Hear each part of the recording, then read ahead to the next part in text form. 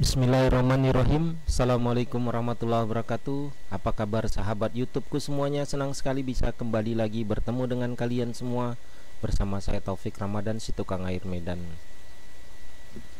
Baik kawan-kawanku, aku ingin membahas tentang bagaimana cara memberikan air baku terbaik untuk pengolahan es kristal.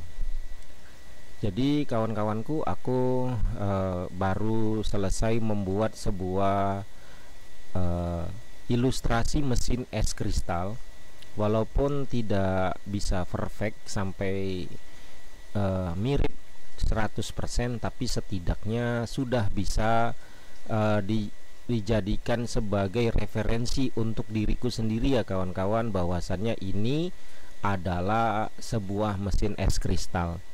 Walaupun dalam bentuk secara detailnya aku tidak akan pernah bisa menggambarkannya, karena aku bukan pembuat es kristal, bukan pembuat mesin es tube kristal ya. Tapi aku coba mempelajari dari beberapa literatur dan beberapa gambar tentang es kristal, mesin pengolahan es kristal. Setidaknya aku sudah mendapatkan satu buah gambar referensi yang bisa dijadikan rujukan bahwasannya kalau dilihat ya benar ini adalah ilustrasi sebuah mesin es tube kristal. Oke. Nah, aku adalah perakit mesin RO. Jadi dalam beberapa bulan terakhir, di 3 bulan ke belakang, mesin-mesin RO itu banyak dipakai oleh kawan-kawan yang memesan atau menempah mesin RO kepadaku. Itu digunakan untuk es kristal. Akhirnya aku mencari tahu dan belajar kenapa mereka harus menggunakan mesin RO dalam pengolahan es kristal. Bukankah basically-nya harus air yang bersih dan jernih, tidak berbau dan berwarna saja yang masuk kepada es tube kristal? Tapi ternyata setelah aku pelajari dan dalami dari beberapa kasus yang mereka akhirnya memilih mesin RO di dalam pengolahan es kristal mereka, karena dikatakan berkata mereka kalau air RO itu kualitas hasil jadi dari bentuk es kristalnya itu benar-benar cantik ya, esnya bening, kemudian mengkilat ya, tidak kusam atau seperti berkabut gitu. Tapi kalau air yang bukan air RO, kata mereka itu kusam dan berkabut. Lalu aku coba diskusi dengan beberapa kawan-kawan yang memang expert atau ahli di bidang es kristal. Mereka mengatakan benar, tapi dengan bahasa yang lebih ilmiah. Mereka mengatakan adalah begini: kadar air yang bisa masuk kepada bahan baku atau air baku untuk dijadikan pengolahan es tube kristal itu harus minimal TDS-nya di bawah dari 60 ppm.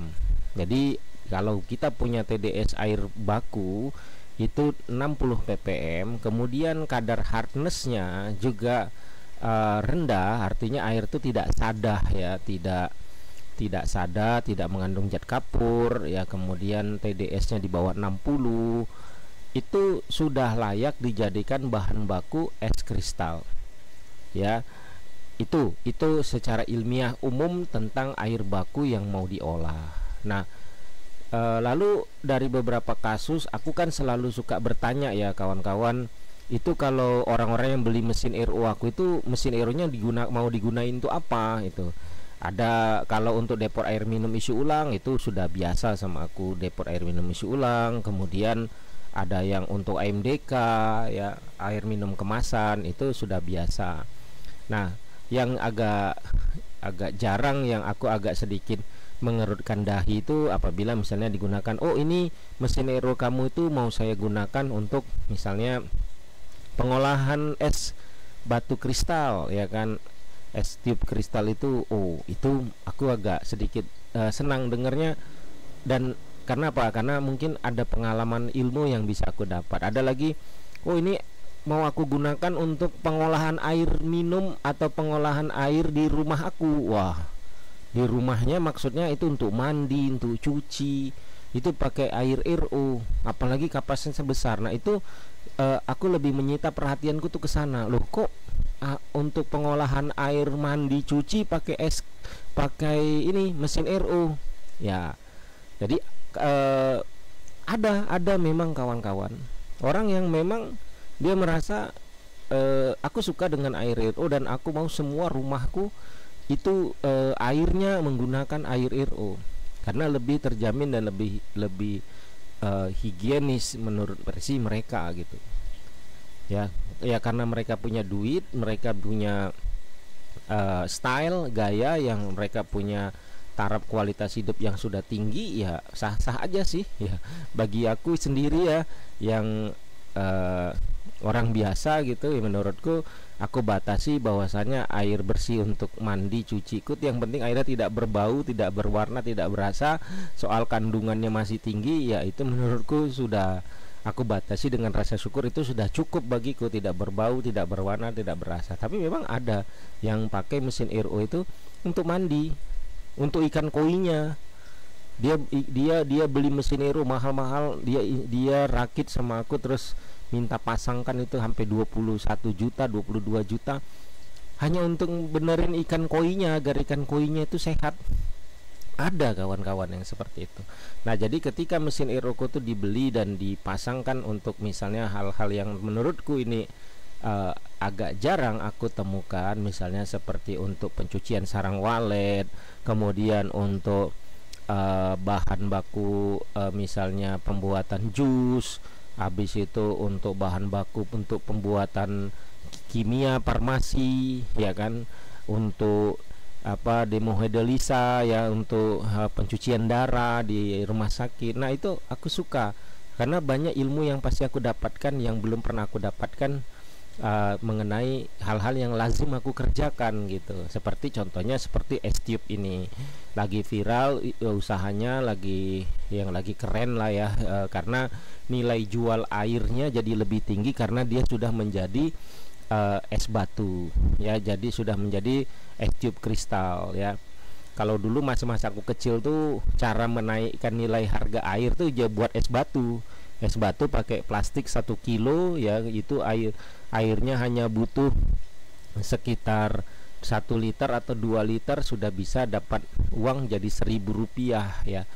Nah itu bisnis yang sudah lazim. Nah es tube ini lebih menjanjikan lagi karena memang banyak kafe-kafe ya, kemudian kuliner-kuliner yang menggunakan air minumnya itu bahan olahannya itu menggunakan es ya, es batu ya, seperti jus atau minum-minuman yang dingin lainnya. Itu sudah keren. Anak-anak mudanya atau orang-orang zaman sekarang itu sudah pakai es batu yang kristal, tidak pakai es batu yang main keprok ya Pak RT, yang di rumah aku itu ya. Seperti di tempat aku ya es batu tuh masih beli yang bungkusan 1 kilo ya, itu dikepruk dulu pakai batu agar hancur lalu dimasukkan ke dalam minuman ya.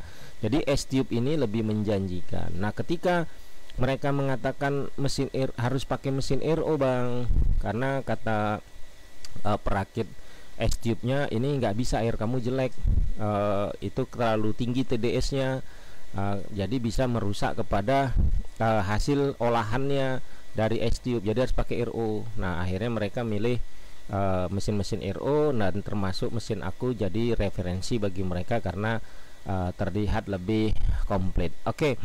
Aku ingin berbagi kepada kalian tentang yang berminat ya, yang berminat untuk membuat pengolahan, atau yang ingin tahu saja bagaimana sih cara pengolahan es batu kristal itu dari si sudut pengolahan airnya ya. Oke. Aku sudah sharing dari beberapa kawan-kawan yang sudah pakai mesin RO aku sebagai referensi untuk pengolahan akhir dari pengolahan air mereka untuk bisa dijadikan es tube kristal. Itu sebenarnya sederhana aja. Dalam mengolah air baku untuk dijadikan bahan baku produksi dalam pembuatan es tube kristal, yang penting kalian punya air baku. Itu air bakunya kalau bisa TDS airnya itu di bawah 100 ya. Kalau kalian punya air baku TDS di bawah 100, apalagi seperti kata senior yang berkutat di bidang pengolahan air untuk es batu kristal, mereka mengatakan kalau bisa TDS-nya di bawah 60. Nah, jadi TDS 60 bagi aku di Medan ini ya mungkin PDAM di Medan ini itu TDS-nya sekitar 70-80. Nah, kalau air PDAM di Medan ini 70-80, kalau dijadikan pengolahan air es batu kristal itu masih bisa, kata temen tuh masih bisa. Tapi olahan airnya masih kurang baik. Kalau bisa diturunin lagi di bawah 60. Kalau di Medan itu ada air pegunungan kawan-kawan. Itu air pegunungan di Medan itu 30 sampai 40, bahkan ada yang 20 ppm. Ya, semakin ke atas misalnya di daerah Sibulangit, Bandar Baru, itu TDS air bakunya bisa 20 sampai 30 ppm. Tapi kalau udah turun ke bawah, itu misalnya di Rasimbahe sampai ke Tuntungan di bawah, itu air bakunya malah sudah naik TDS-nya di atas 40 ppm ya, 40-50. Tapi kalau di paling atasnya itu di Sumbulnya, itu di daerah Bandar Baru, itu TDS airnya rata-rata 20-30. Nah, kalau air olahannya seperti itu, nggak perlu lagi kalian pakai treatment, langsung aja dari air yang seperti itu diolah, mungkin pakai media saring seperti biasa aja untuk nahan sedimentasi seperti tabung FRP, housing filter, sudah cukup karena TDS airnya sudah rendah. Nah, ini metode atau pengolahan air ini digunakan bagi kalian yang punya sumber air baku tinggi ya. Misalnya kalian ingin usaha es batu kristal, tapi sumber air baku kalian itu misalnya TDS-nya di atas 100 ppm ya. Nah, kata teman aku tuh maksimum yang bisa diolah jadi air RO untuk es batu kristal tuh kalau bisa jangan sampai di atas 300 ppm. Jadi kalau bisa 100 sampai 200 gitu. Nah, kalau maksimumnya 300, karena biasanya kalau TDS airnya 300 ppm itu olahan air jadi RO-nya ya sekitar 10 atau 20 ppm paling tinggi gitu. Nah, itu untuk es batu kristal sudah warning itu TDS air segitu menurut yang ahli di bidangnya ya, bukan kata aku. Oke. Jadi berarti solusi water treatment seperti ini itu untuk kalian-kalian yang ingin usaha es batu kristal tapi punya TDS air yang tinggi, tapi punya sumber air baku yang jelek. Misalnya bang, macam mana bang kalau sumber air baku aku itu sumur bor ya, di sini tidak ada PDAM tapi aku ingin usaha es batu kristal ya, itu bagaimana airnya, apakah bisa? Sementara air aku tuh kuning berminyak, kemudian ada mungkin misalnya kalau diendapkan di tangki jadi hitam, apakah itu bisa sebagai bahan olahan es batu kristal?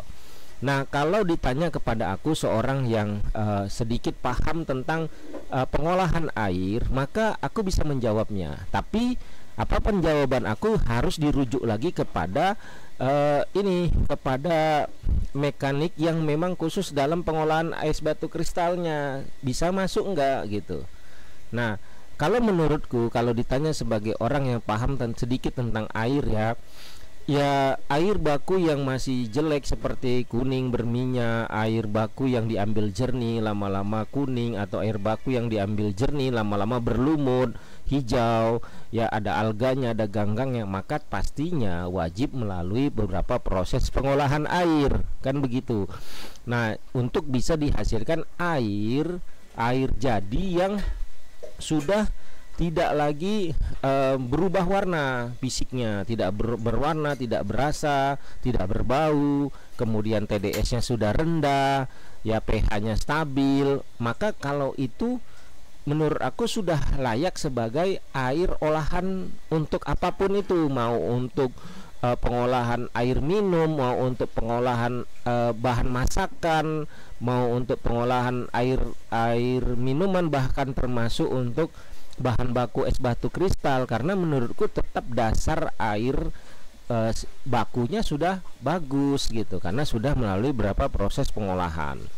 Nah, jadi kembali ke tadi, kalau kalian punya air baku yang TDS-nya itu tinggi 100 atau di 200 ppm yang ingin usaha es batu kristal, sebaiknya diolah dulu, Ya, pertama pengolahannya adalah kalian hilangkan bau, warna dan rasanya dulu. Bukan isi kandungannya ya, tapi bau, warna dan rasanya dihilangkan dulu. Bau besi, bau lumpur, bau tanah, airnya masih berwarna, masih sedikit keruh, kekuningan, habis itu rasanya itu kayak rasa misalnya pahit atau rasanya anyep, atau mungkin ya kadang ada rasanya itu kok kayaknya seperti rasa-rasa bau paret gitu, air parit gitu, karena ada air-air yang terkontaminasi seperti bau tanah ya, itu harus dihilangkan dulu oleh media saring awal. Media saring awal ini disesuaikan dengan kondisi air baku kalian ya. Kalau air baku kalian itu misalnya cuman hanya berbau, misalnya seperti bau-bau tanah, tapi rasanya nggak enak, agak pahit, atau mungkin rasanya sedikit anyep ya karena TDS-nya mungkin terlalu tinggi, maka kalian olah dulu, hilangkan dulu bau, warna dan rasanya. Terkhusus untuk rasa yang terlalu mencolok seperti agak payau tapi ingin dijadikan sebagai olahan dasar untuk usaha es batu kristal, kepayauan itu nanti akan diselesaikan oleh mesin RO, diselesaikan oleh mesin RO. Tapi yang penting di air baku ini, di air baku pertama ini adalah air baku olahan untuk sebelum masuk ke mesin RO. Dihilangkan dulu bau, warna dan rasanya sampai di tangki baku yang sudah jadi ini airnya sudah tidak lagi berbau, tidak lagi berwarna, tidak lagi berasa. Walaupun TDS-nya tinggi nggak masalah, yang penting tidak berbau, tidak berwarna, tidak berasa, agar nanti diolah oleh mesin RO. Mesin RO-nya nggak terlalu berat dalam proses penurunan TDS-nya, penurunan kandungan airnya. Itu maksud saya. Jadi buatlah dulu olahan dasar seperti ini. Nah, nggak mesti pakai rangka, yang penting susunannya seperti ini. Ini saya buat modul pakai rangka karena karena kan ini namanya industri rumah tangga ya, seperti pabrik kecil. Kita harus buat instrumen atau inventaris dari bahan media saring kita itu, jadi berbentuk inventaris, ada rangka, ada susunan media saring, jadi itu bernilai apa ya, ada nilainya.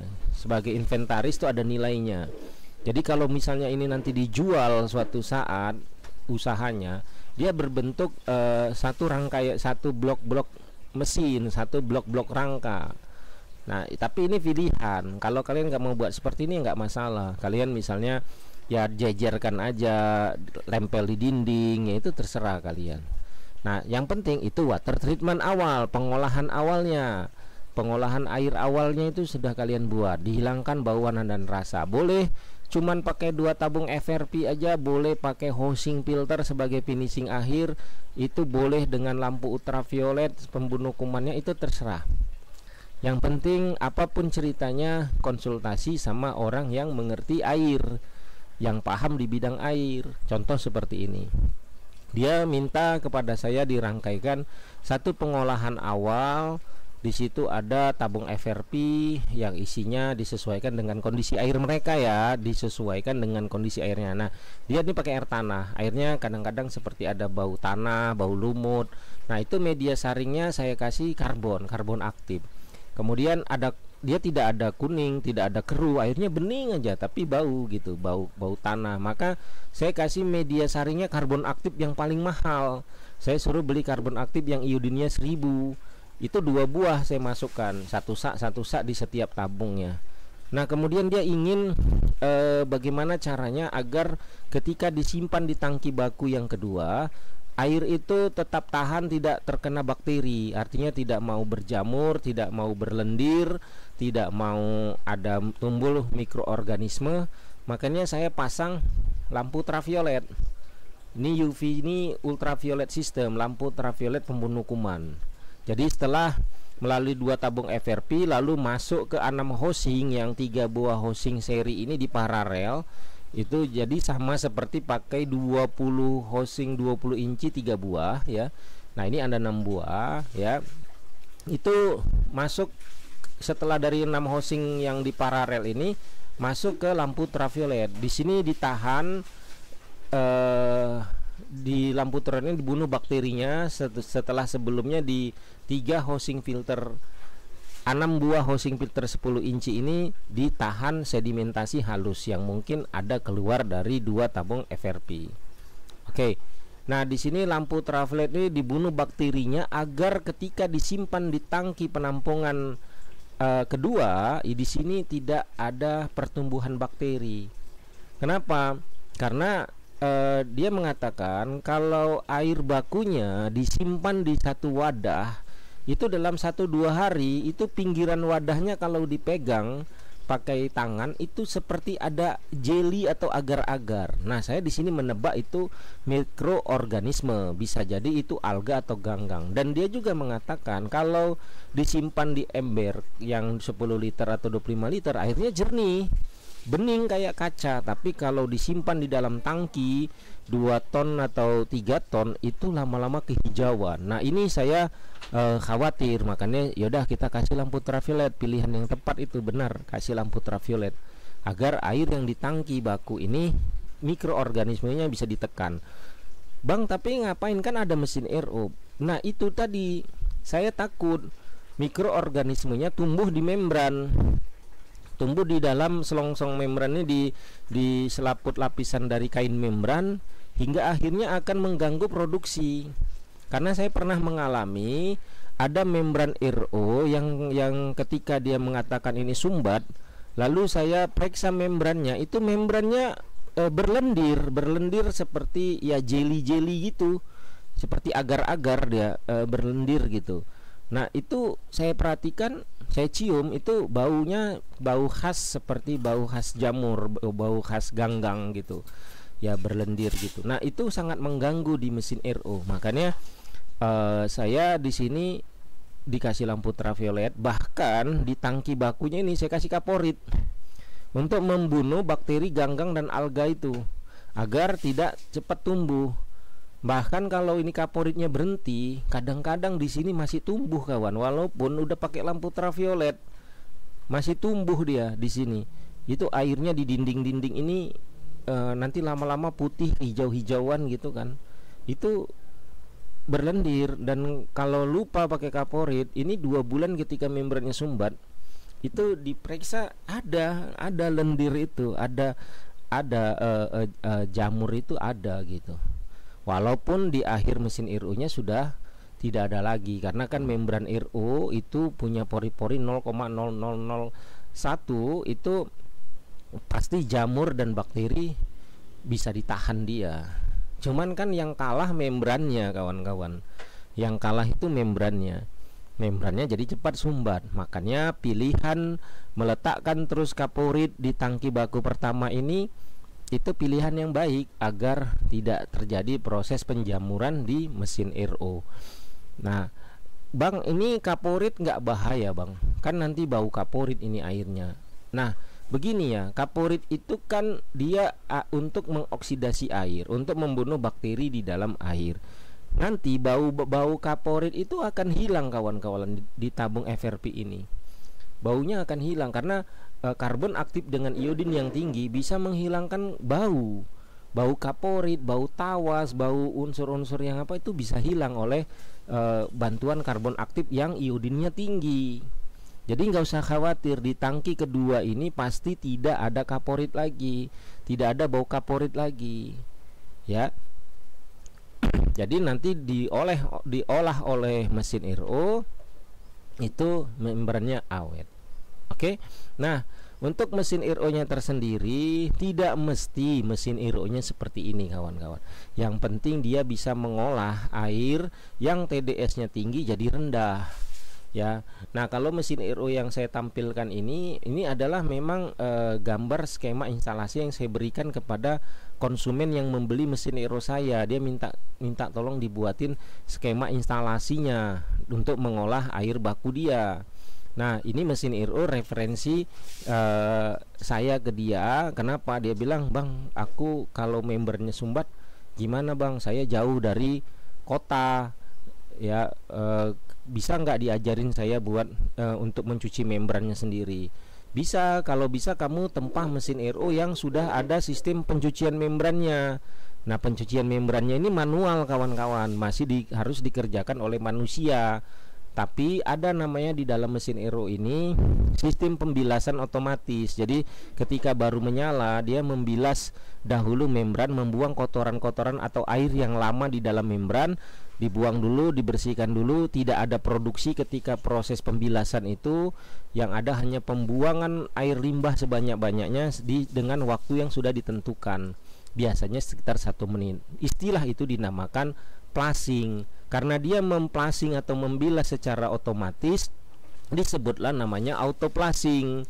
Jadi mesin RO yang ini dilengkapi dengan sistem auto flushing. Ada juga manual flushingnya, dan ada juga sistem pencucian membrannya. Jadi dia pilih ini karena ini bagus Bang, karena saya tinggal jauh dari perkotaan. Jadi saya ingin mandiri, kalau membrannya sumbat bisa saya cuci.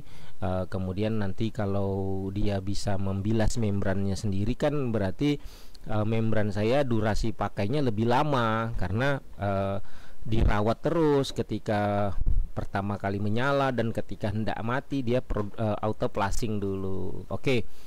Itu tentang mesin RO-nya. Jadi kalian terserah mau pakai mesin RO apa aja. Bahkan ada teman saya, dia mengolah es batu kristal itu, sebelum dia beli mesin RO saya, dia pakai mesin RO undersink yang 400 GPD itu 4 buah. 400 GPD ya, RO undersink 400 GPD itu 4 buah. Jadi 1600 GPD totalnya, karena 4 kali 4 kan 16, jadi 1600 GPD. Itu pakai itu dia sebelumnya. Pakai itu aja karena dia mesin RO-nya mesin pengolahan es kristalnya hanya berproduksi 1 ton per harinya. Jadi masih cukup. Baru ketika dia upgrade mesin yang kapasitas 2 ton, menurut dia lebih efisien kalau dia beli mesin RO yang langsung gede gitu. Selain dia juga bisa jual es kristal, dia juga akhirnya menjual air minum RO gitu. Nah, seperti itu. Nah, ya. Jadi dari tangki baku yang setelah melalui water treatment pertama, pengolahan dasar, ini sebenarnya penampungan yang kedua ini hanya untuk penghubung masuk ke mesin RO. Kalau kalian tidak ingin pakai tangki penghubung seperti ini, boleh dari tabung FRP ini dan housing Peter langsung tembakkan ke mesin RO. Cuman kelemahannya ada. Kelemahannya itu adalah produksi dari mesin RO ini akan sedikit berkurang karena dia airnya langsung. Jadi ada resistansi air sebelum masuk ke mesin RO. Tapi boleh, biasanya penurunannya 1 LPM saja sih. Misalnya kalau langsung dengan tangki baku seperti ini, itu airnya dapatnya misalnya 14 liter per menit.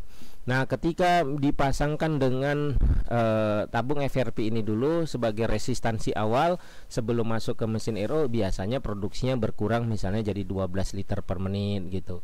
Nah, nggak banyak sih berkurangnya. Cuma kadang ada kelemahannya, yaitu ketika proses pencucian membran itu ada halangannya. Air itu tidak langsung spontan bisa membilas membran yang berisi chemical.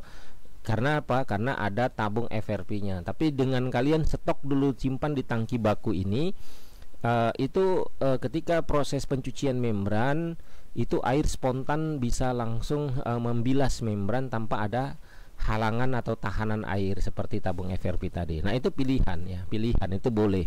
Yang penting air hasil yang dihasilkan oleh mesin RO kalian itu sudah baik ya. Nah, lalu keluaran dari mesin RO di pengolahan es batu kristal itu, airnya biasanya disimpan dulu di dalam tangki penampungan. Nah, tangki penampungan ini nggak mesti pakai tower seperti yang saya buat ini kawan.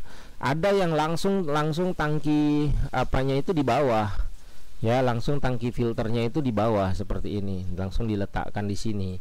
ya itu nggak masalah mau di atas di bawah. Nah cuma kalau yang di atas ini memang permintaan ya untuk apa, agar menghemat sedikit biaya kelistrikan. Jadi yang kedua, gravitasi langsung itu lebih mudah dalam buka tutup airnya, karena kan kalau misalnya di es batu kristal ini itu memang airnya spontan dihisap dengan pompa feeder. Ini ada pompa feedernya juga ya.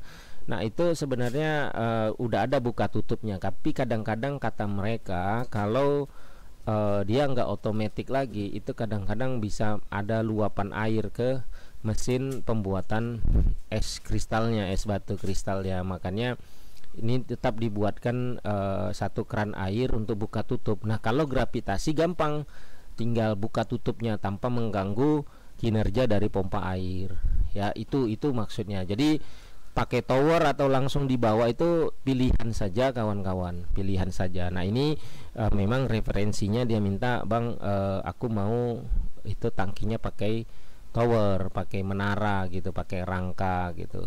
Nah jadi saya gambarin, karena apa? Karena nanti desain saya ini akan diberikan kepada orang teknisi pemipaan dan konstruksi. Jadi inilah saya gambar seperti ini. Nah ini sebenarnya gambar ini sudah lama sekali kawan-kawan, cuman aku pikir-pikir ini cocok nih diupload. Dan saya izin sama pemiliknya untuk diupload dan pemiliknya mengizinkan. Tadinya dia bayar sama saya upah desain seperti ini, bayar sama saya agar nanti teknisinya bisa menjadikan gambar saya ini sebagai acuan dasar dalam perakitan instalasi pemipaan dan konstruksinya.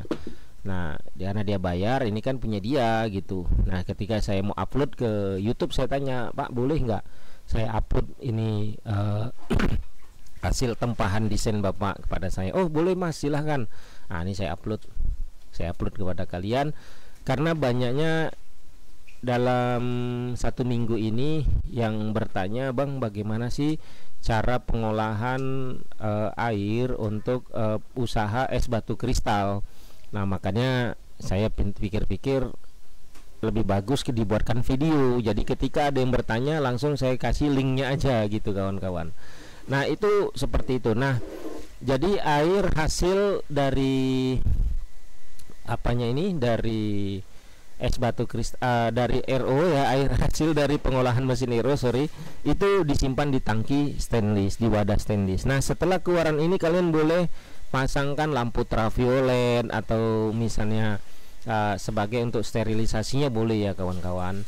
Nah ini saya tidak ada gambar lampu ultravioletnya. Nah kalau kalian mau tambahin lampu ultraviolet itu boleh kawan, boleh.